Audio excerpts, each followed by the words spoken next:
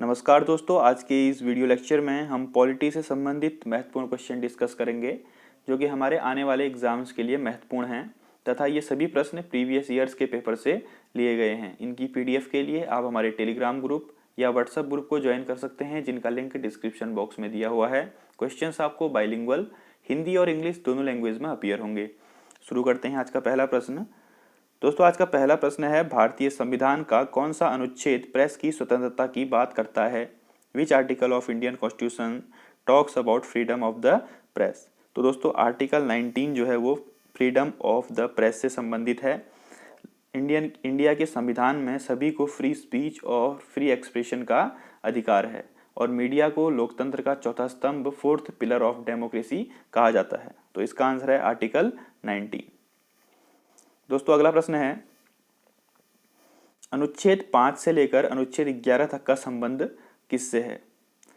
तो दोस्तों आर्टिकल 5 से लेकर आर्टिकल 11 जो है वो नागरिकता से संबंधित है, यानी कि सिटीजनशिप से संबंधित है। तो इसमें इंडिया की सिटीजनशिप के बारे में और इंडिया की सिटीजनशिप से संबंधित जितने भी प्रावधान हैं उनको डिस्कस किया गया है आर्टिकल 5 टू आर्टिकल 11 में। ये बात आप याद रखिए। बढ़ते हैं अगले प्रश्न की ओर। अगला प्रश्न है, 7वीं अनुसूची का संबंध किससे है? With whom is the 7th schedule of Indian constitution related? तो दोस्तों जो 7वीं अनुसूची है वह केंद्र और राज्य के बीच जो पावर्स हैं उनके डिवीजन से संबंधित है। तो by the division of powers between centre and the state. इसमें 3 लिस्ट हैं, यूनियन लिस्ट जिसको हम बोलते हैं केंद्र सूची, स्टेट लिस्ट राज्य सूची और कंकरेंट लिस्ट समवर्ती सूची। तो ये तीनों जो हैं वह 7वीं अनुसूची के अंतर्गत आती हैं। अगला प्रश्न है, राष्ट्रीय अनुसूचित जाति आयोग की स्थापना किस अनुच्छेद के तहत की गई थी? Under which article is the national commission for scheduled caste established? तो इसका आंसर है आर्टिकल 338 के अंतर्गत। जो national commission for scheduled caste है उसकी स्थापना आर्टिकल 338 के अंतर्गत की गई थी और जो national commission for scheduled tribes है यानी कि NCST है उसकी स्थापना जो है दोस्तों 338A के तहत की गई थी। ठीक है, अनुसूचित जाति आयोग की स्थापना 338 और अनुसूचित जनजाति आयोग की स्थापना 338A के तहत की गई थी। अगला प्रश्न है, the committee on the basis of which 27% reservation has been given to other backward class यानी कि OBC was formed under who chairmanship? तो जैसे कि आपको पता है दोस्तों, OBC जो अत्यंत पिछड़ा वर्ग है उनको 27% रिजर्वेशन दिया जाता है। तो यह किस कमेटी की रिकमेंडेशन पे दिया जाता है?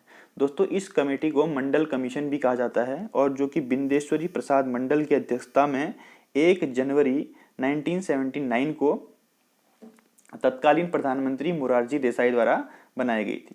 ठीक है, तो इसका आंसर है BP मंडल कमेटी। अगला प्रश्न है, निम्नलिखित में से किस अनुच्छेद का संबंध पंचायती राज से है? Which of the following articles is related to Panchayati Raj? तो दोस्तों आर्टिकल 243 का संबंध है पंचायती राज से, यानी कि जो पंचायती राज की के बारे में बात की गई है वो आर्टिकल 243 में की गई है। और यह कौन से भाग में आता है? संविधान के 9वें भाग में आता है। और कौन सी अनुसूची में आता है यानी कौन से शेड्यूल में आता है? 11th शेड्यूल में आता है।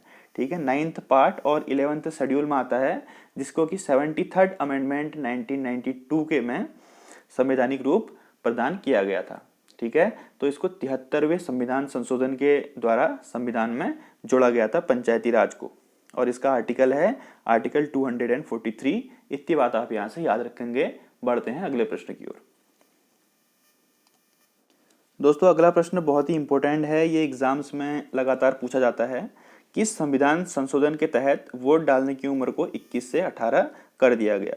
तो दोस्तों पहले वोट डालने की उम्र 21 हुआ करती थी, लेकिन 61st अमेंडमेंट के बाद 61वें संविधान संशोधन के बाद जो वोट डालने की उम्र है इंडिया के नागरिक की वो हो गई 18। और दोस्तों यहाँ से क्वेश्चन और पूछा जाता है कि 61वें संविधान संशोधन को और क्या कहा जाता है? तो दोस्तों 61वें संविधान संशोधन को द कॉन्स्टिट्यूशनल एक्ट 1988 भी कहा जाता है। The constitutional act 1988। ठीक है, तो इतनी बात आप यहाँ से याद रखेंगे। अगला प्रश्न है, नीति निर्देशक तत्वों को किस देश के संविधान से लिया गया है? दोस्तों जो हमारे directive principle of state policy हैं वो हमने किस कंट्री से बोरो किए हैं, किस कंट्री के संविधान से लिए हैं? तो दोस्तों जो राज्य के नीति निर्देशक सिद्धांत होते हैं या नीति निर्देशक तत्व होते हैं वो हमने आयरलैंड के संविधान से लिए हैं। ऑप्शन नंबर डी, आयरलैंड इसका सही आंसर है। अगला प्रश्न है, भारतीय संविधान के अंतर्गत प्रथम आम चुनाव किस वर्ष हुए थे? In which year the first general election held under Indian constitution? तो दोस्तों ये हुए थे 1951 से 1952 के बीच में। ठीक है, तो इसको 1952 हम माना जाता है। और यहाँ से क्वेश्चन बनता है कि फर्स्ट इलेक्शन कमिश्नर, प्रथम मुख्य चुनाव आयुक्त का नाम बताइए। तो दोस्तों हमारे देश के प्रथम मुख्य चुनाव आयुक्त थे सुकुमार सेन। ठीक है, सुकुमार सेन। ये क्वेश्चन काफी एग्जाम्स में पूछा जा चुका है, इसीलिए आप इसको याद रखेंगे। अगला प्रश्न है, नियंत्रक एवं महालेखा परीक्षक, जिसको हम बोलते हैं controller and auditor general, short में इन्हें बोला जाता है कैग। तो दोस्तों कैग जो है उनका कार्यकाल कितने वर्ष का होता है? तो दोस्तों उनका कार्यकाल होता है 6 वर्ष का। ठीक है, 6 वर्ष का। और इनकी मैक्सिमम एज कितनी होती है पद पर बने रहने की? 65 साल। ठीक है, 65 साल या 6 वर्ष। और इसमें जो भी पहले होगा ये रिटायर हो जाएंगे। और दोस्तों इनको प्रेसिडेंट द्वारा चुना जाता है। और किस आर्टिकल के तहत चुना जाता है? 148 से लेके 151 के बीच में controller and auditor general of India का वर्णन किया गया है भारतीय संविधान में। तो आप आर्टिकल जरूर याद रखिए, जो आर्टिकल मैं आपको बता रहा हूँ आप आर्टिकल जरूर याद रखिए। ठीक है, और इनका जो ओहदा होता है वो सुप्रीम कोर्ट के जज के इक्वल होता है। ठीक, और प्रेजेंट में हमारे कैग कौन है? प्रेजेंट में हमारे कैग हैं दोस्तों राजीव महर्षि। ठीक है, राजीव महर्षि जो है प्रेजेंट में इंडिया के कैग हैं। अगला प्रश्न है, राज्य विधानसभा में सदस्यों की अधिकतम संख्या कितनी हो सकती है? What is the maximum number of members in the state legislative assembly? तो दोस्तों अधिकतम संख्या हो सकती है 500। ठीक है, मैक्सिमम संख्या कितनी हो सकती है? 500 हो सकती है। और अभी मैक्सिमम विधानसभा सीट किस राज्य में है? उत्तर प्रदेश में है, 403 विधानसभा सीट्स, 403। ठीक है दोस्तों, इतनी बात आप यहां से याद रखेंगे। बढ़ते हैं अगले प्रश्न की ओर।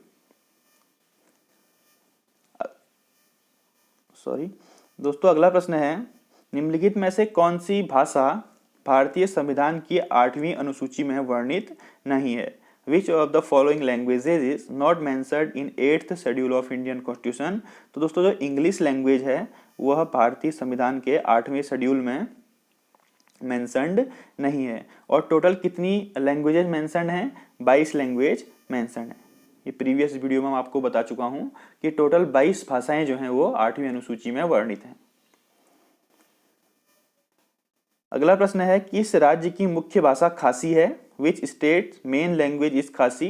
तो दोस्तों मेघालय की जो लैंग्वेज है वो है खासी, जो कि खासी समुदाय के लोगों द्वारा बोली जाती है। इसका आंसर है ऑप्शन नंबर सी, मेघालय। अगला प्रश्न है, उच्च न्यायालय के न्यायाधीश की पेंशन कहां से मिलती है? Where does the high court जज गेट हिज पेंशन? तो जो उच्च न्यायालय के जज होते हैं दोस्तों उनको कंसोलिडेटेड फंड ऑफ इंडिया यानी कि जो भारत की संचित निधि होती है वहां से पेंशन दी जाती है। अभी प्रेजेंट में इंडिया में कितने उच्च न्यायालय हैं? ये एग्जाम में पूछा गया क्वेश्चन है। तो दोस्तों प्रेजेंट में इंडिया में 25 हाई कोर्ट्स हैं। ठीक है, तो इतनी बात आप यहाँ से याद रखेंगे। बढ़ते हैं अगले प्रश्न की ओर।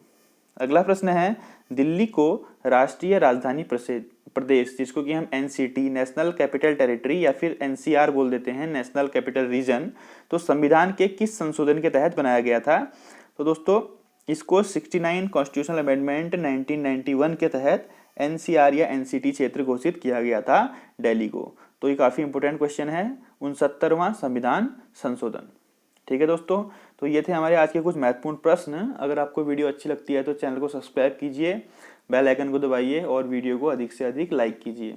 Thank you. जय हिंद, जय भारत।